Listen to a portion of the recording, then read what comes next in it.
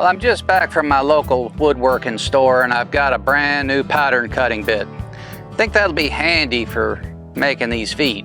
It's time to put a base on that case. But nothing happens till you get started. I'll see you inside.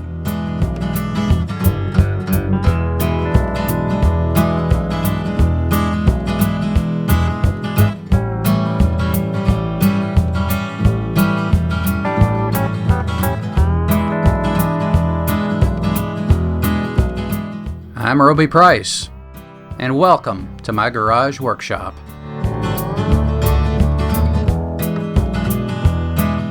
In this series, we're building a spalted pecan dresser. A base for the case.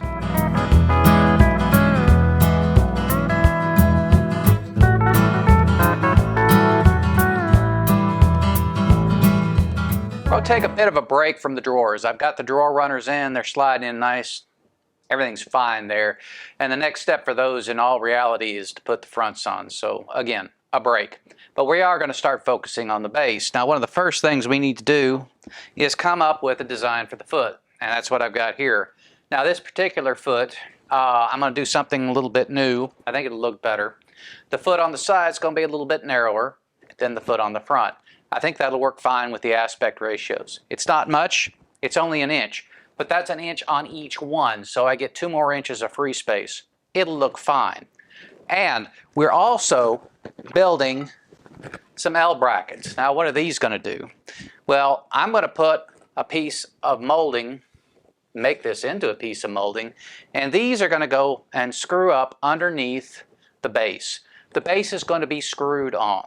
And we will have a 45-degree miter here with a wraparound on all sides, and the feet will attach to that.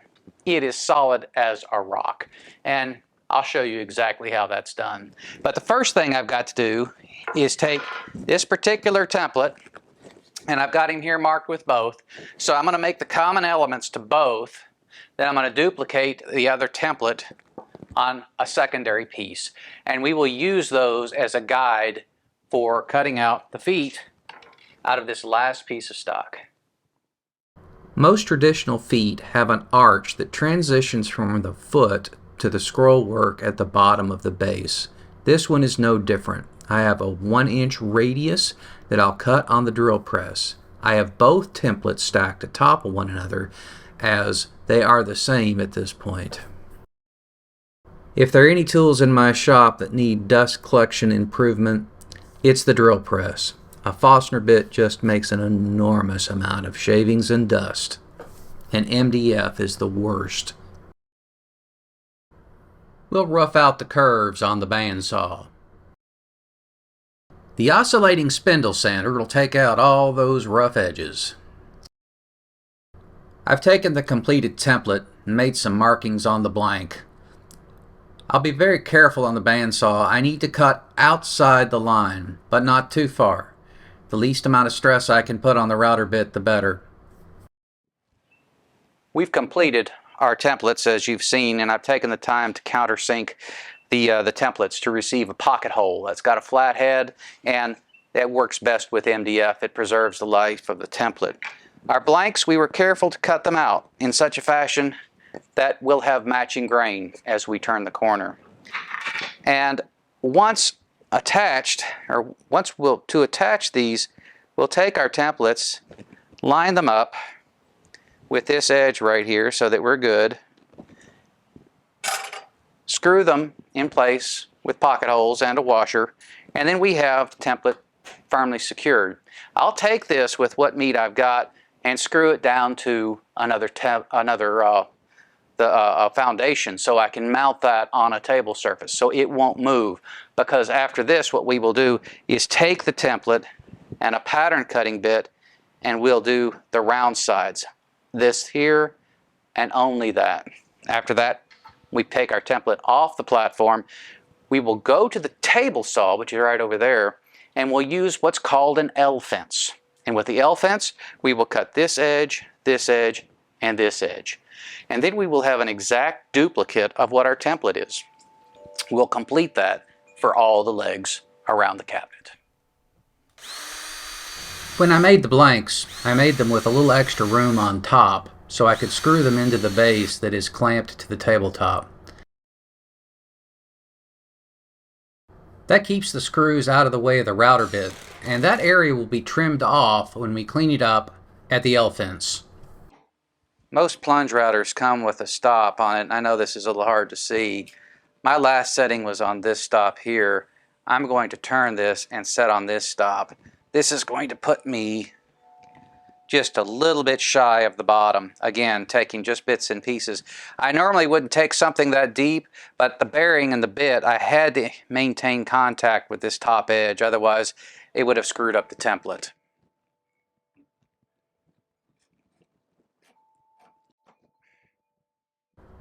I'm not this fast. I ramped this up 2x just to save a bit of time.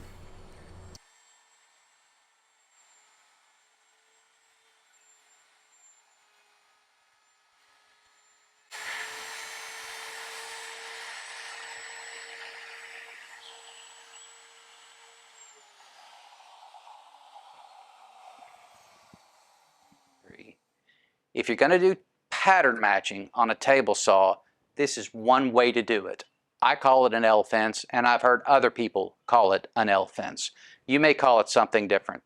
All it is a fence that is butted up to your standard fence, and it has an offset. In this case, I've just taken and dadoed in a parallel piece of wood into this fence. Now, it's set high of the table, high enough so that whatever you're cutting doesn't interfere with it.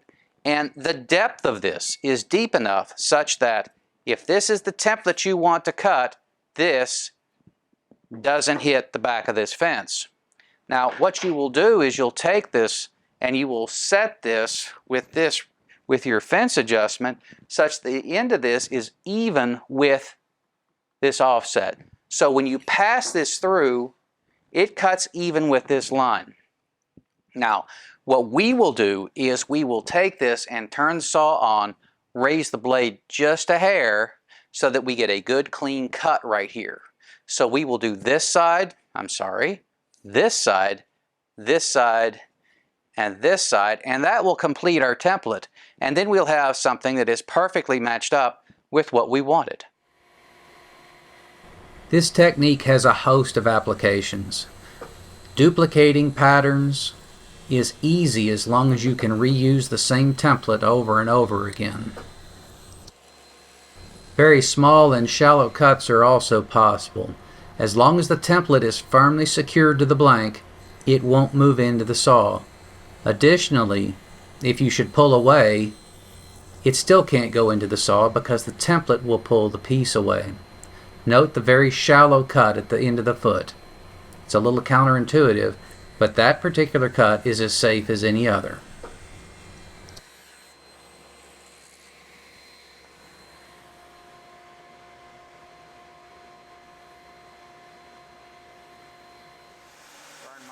A couple of turns on the oscillating belt sander to take out the mill marks, and we're in good shape. This is a great item to have in your shop, and I strongly recommend you get one. If for no other reason, it removes all doubt as to the angle of the blade. Now, does 0.1 degree make that much difference? No, but why not be accurate if you can?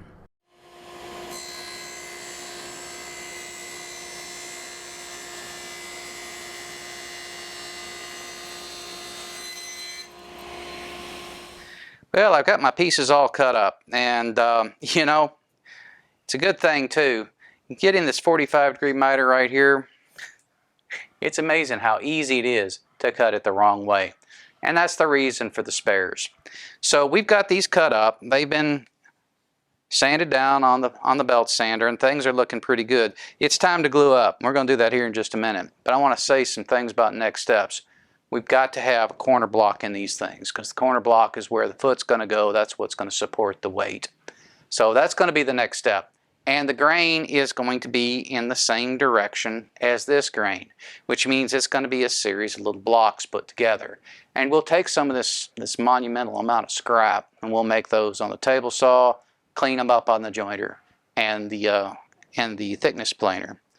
But the first thing we need to do is glue these up. Now we've got kind of a combination between a in-grain and cross-grain situation. So it's not as though we've got a butt joint. But the real trick in making this work is to get a good bit of glue on there, don't be shy. And you want to press, as with all butt joints, you want to make sure you press the glue into the wood. Get it kind of, move it back and forth, work it in, and then get him set real tight. After you get it all like that. Now, once he's in place, put him down, make sure you're good, and now just leave it. Now if we leave it there, it's going to set up. After which, we're going to take and we're going to put that corner block in there. Now yeah, we're going to have to clean up that edge right there. I'll let this go for about an hour and then I'll come back, clean it up. We'll let it go a little longer. But right now we need to go over to the table saw and start making up that corner block. These have been dimensioned on the jointer and the planer, and as you can see, I've got one edge there that is still colored. That'll be the scrap that's left over. My fence is set to 1 1/4, and that's a little larger than I want, but with this rig, I'm even going to have to push this up in order just to get the push stick to go through. I don't need 1 1/4 inches, but I'll clean that up later on the table saw. I need a little extra on either side because it's never going to glue up perfect. So we'll clean it up later. So I've got a little lanyard right here. I will also, after I get these cut to strip, I will start cutting the squares out on the miter sled.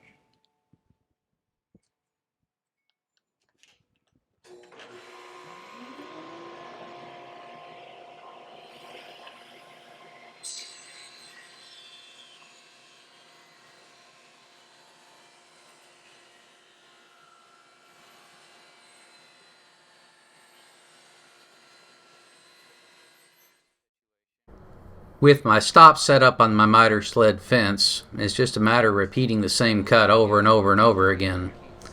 I have 4 legs, and as I recall, I need about 6 of these little blocks to make up the difference. It's going to be a lot of little blocks, a lot of cuts.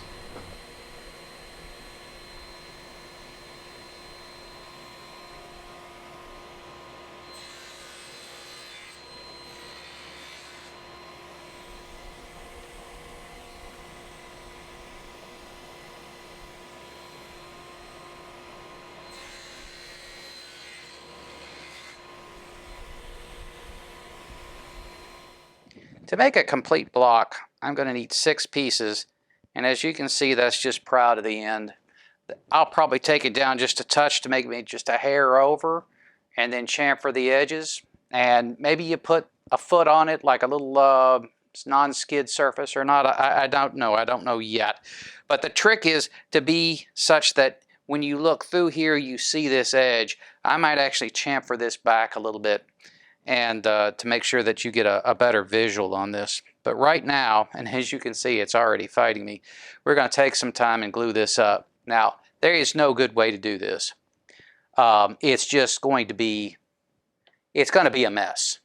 So bear with me here, because the intent is to glue up a little tower, and I don't need a whole lot of glue here because it's going to be reinforced later by gluing it up against the surfaces of this. But I do want to get enough glue in there to hold it in place, and then I'm going to clamp the fire out of it in order to make sure that I get a good solid bond. And as you can see, it's already trying to go everywhere. The thing about this tight bond is, as soon as the wood starts soaking up all this glue moisture, it tacks up pretty fast.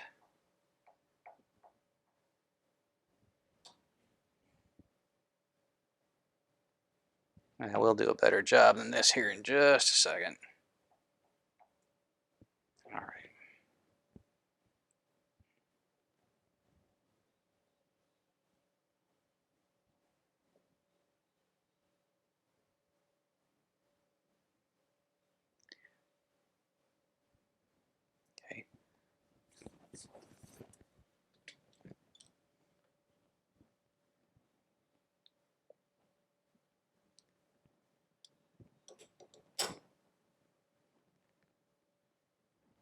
All right. Now the trick, getting lined up in both directions, or at least try to, understanding fully that we are going to be taking this back to the blades to clean up all these edges and to put a chamfer in the corners such that you get a good seal. Give that at least, give that overnight and that'll be fine. 3 more to go. When my corner blocks are cut, I've put a chamfered side on the end here so that I won't interfere with any glue that is built up over the edge. Additionally, I've chamfered the top so when it's sliding across the floor, it'll do a better job of gliding if the owner decides not to put a foot on the bottom of this. And that's entirely possible, he might. So it's going to go in just like that. And it seems simple enough, but we have to clamp him in place. So I'm going to put a little glue on this. Really about that simple. Don't want too much of that there. Try to keep this off my hands because I've been sanding this. And just kind of slide him in. Now he's sitting flat with the bottom. And the first one is going to hold everything in place. It's going to be right there. The next one, right there. Now I'm going to turn him over. I'll get one. Right there. And now I've got to get one in that corner, which is the hardest one of all. Let's do it this way. And now we'll get this one. All right. Now let's just let it sit for a while. I'm set up on the router table, getting ready to make the skirt for the bottom of the chest. And I have taken an L piece right here, and this is glued to the back of this. And I have since taken it to the jointer and actually the planer and taken this edge even. What I've got here is I've got a spacer block, and that keeps it level on the table so it doesn't dip down. This is held on with 2 pocket screws, and those will disappear. And I wanted these pocket screws plainly visible so I didn't do something stupid like run it through this way, which no doubt can happen. I've got a bit in the router, and we'll be slowly moving the machine back as we go. And for this particular event, I've got my rollers on here that help keep it tight to the fence. So we'll be making a lot of these. After this, we won't cut them at 45 degrees. Our feet are done. This is the last step to the bottom. After this, we actually get back to the case to trim back the dovetails to make sure that we've got a nice square edge. And I didn't want to do that until the last step, or one of the last steps, primarily because the more we move that case around, the more we dent and damage it. So we'll get this profile cut, and then we'll put the feet and the skirt aside. We'll clean up the dovetails on the case, sand them down smooth, and then we'll come back here and we'll cut 45s on this to make a U skirt around the sides. We're going to clean up these dovetails. I'm going to use a handheld router and a flush cut bit here. I'm not real worried about these. They're not going to show. We're going to do a good job with them, but at the same time, we'll just move on with it. I've kept them this long primarily because these are proud, and when I roll this over, it doesn't touch this surface, which I've been trying to keep undamaged. But now it's time, and it's just one more step in the process. I'm here to make one of the more critical cuts. As a matter of fact, this is the most critical cut on the bottom leg assembly. This is where I make the second miter. The first miter has already been cut over there. No issues. That's the easy one. That's the easy one. It's the second one that's hard because the second one has to fit. And I don't have much lanyap to play with. As you can see, I'm right here on the edge. As a matter of fact, I will have a little bit of a void here in this very thin corner right here. So what I've done is I have taken this piece over to the case and I have made a mark. I've taken my T-square and then I've made a mark up here. So I know where my blade should start. So I'm going to back this off a little bit, make the first cut, see where I land on my mark. I'll make a second cut, get a little closer, Then I'm going to take it back to the piece, check it, come back here and make a third cut. If I have to make 4 cuts, that's fine. Just don't throw it away. You know, the old adage, measure twice, cut once, you know, that can work sometimes. That can work sometimes. But I have found on a cut like this, which is absolutely critical, measure twice, cut twice, and then measure it a third time. Cut it a third time. Sneak up on it, but don't get yourself in a situation where you have to throw it away or fix something or sand the fire out of the cabinet just to get it to fit. Just sneak up on it, take it slow, take it easy, and hopefully you won't have another stick in your burn pile. Now, this F-clamp is set here to keep this thing from sliding, but with any molding like this, you have to keep it pushed down. If you let it lift up during the cut, you're sunk. So I will be pushing it through like this, slow and steady, and then we will check it.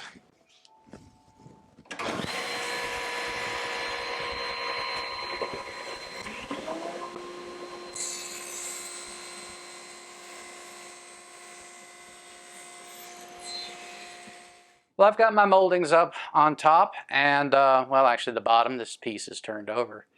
And just to see how they fit, and I think I'm doing pretty well.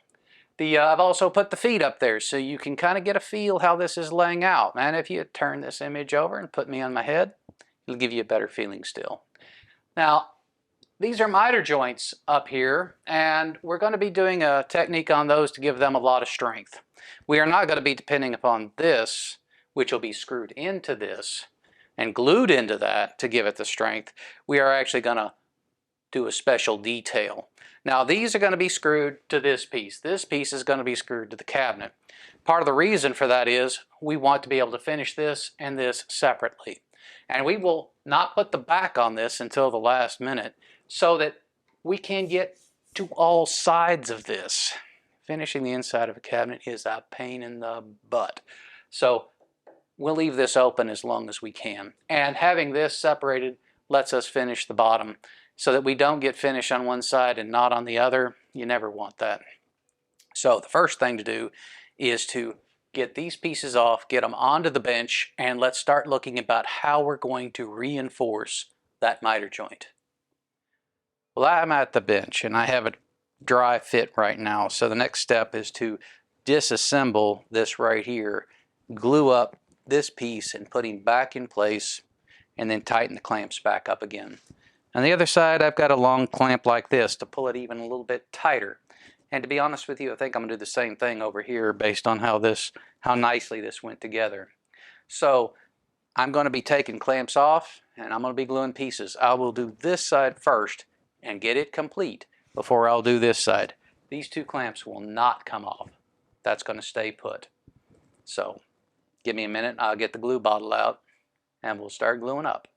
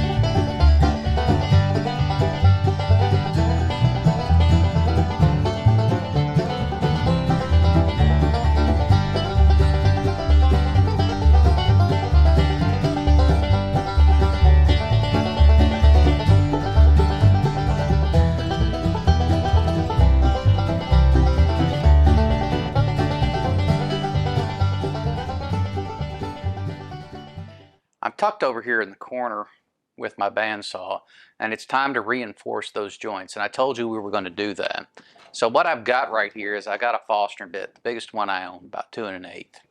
And what I'm going to do is I'm going to take my skirt right here, and I'm going to put him up under there. I'm going to drill this out. I'm not going to drill through. I have the stop set just below the surface. When I cut this hole, I'm going to fill it in with one of these.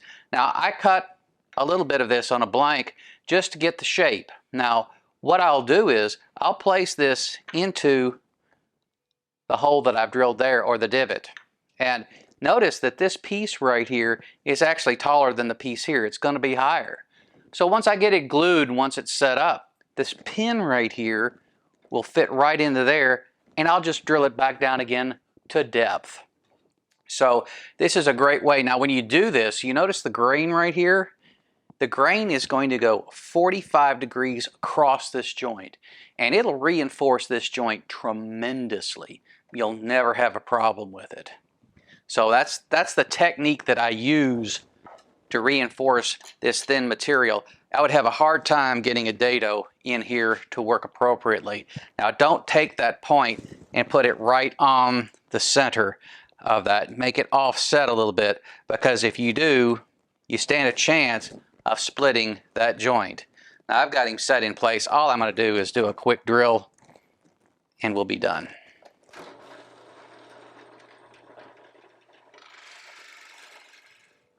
Let me show you how we are going to glue these feet in place. I have a couple of blocks right here with a registered 90-degree angle. These allow me to register the leg even with this molding. I have another one right here. And of course the sides that I want to see are marked. My leg here has 2 pocket holes with nibs there. That'll keep the piece sliding around after I put this glue on there. And that's pretty important, because I don't need this moving around all over the place once the glue is in place. And I'm sure you have experienced that issue before. It can be quite annoying. So once we get him in place, it's already moving around a little bit. It's sliding around real nice. I think I've got him where I want him. Now if I put some pressure down, those nibs will hold it in place. Especially because I'm going to seal the deal right here. Now, I'm going to put the other leg on, and then we'll take both these front legs and clamp them up. The back legs, I'm going to handle just a little bit differently. As you can see, I've got a few extra clamps here. I wanted to make sure I had a good fit across the full width of these plates. For this, it's going to be a little different. I won't need a clamp right here at the back. I'm only going to need one of my large clamps here. And I'm looking at this thinking my little nibs are a little taller than I thought they were, but I think they'll do once I press them down a bit. So, and now everything's raised up, I need a larger block. I'm going to use this single block that's marked with the one gauge right here. So I'll get him put in like this. Use this one for the center and these two for the ends. I don't need to block this out yet. What I'll end up doing is putting some sort of a support out here later. So right now I'm interested in just these points.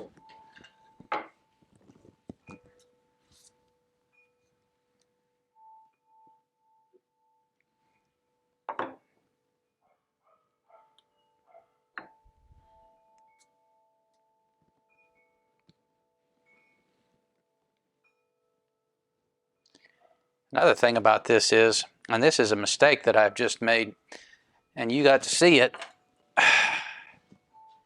Yeah, this one goes right like that. So I've got way too much glue over here. Let me get a scrap and pull this back.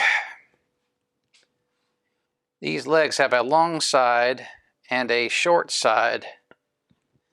And that is because the cabinet has a long side and a short side. Let's get a paper towel because I've made a mess.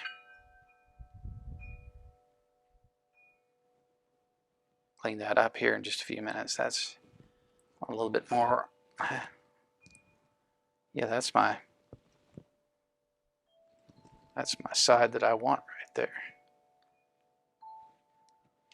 It goes like this. This is the short side right here. Won't make any difference. I'll clean up the glue here in a little while, but I will clean up the glue before it sets, because that piece that goes under there, I want it to be evened out.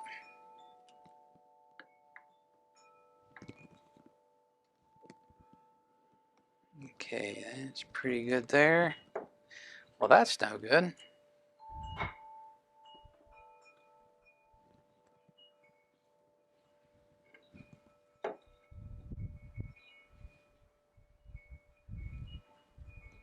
Okay, there's that. There's that. That looks good. Now again, these nails are there just to hold him in place for just that little period of time.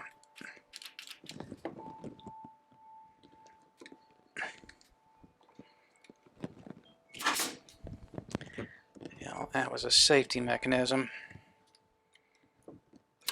Okay.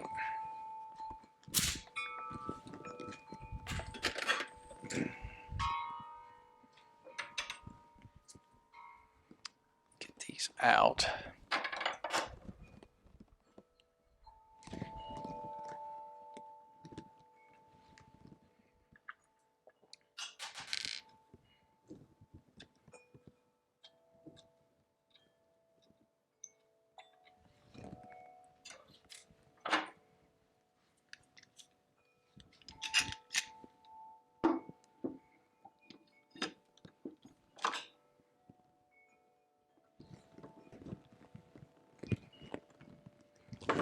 Okay.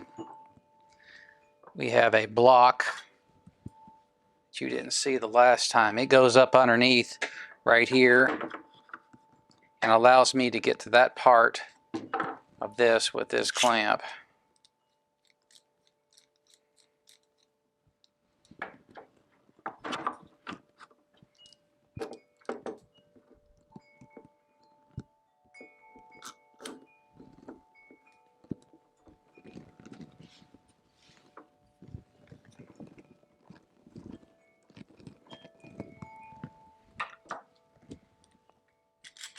This one doesn't need a spacer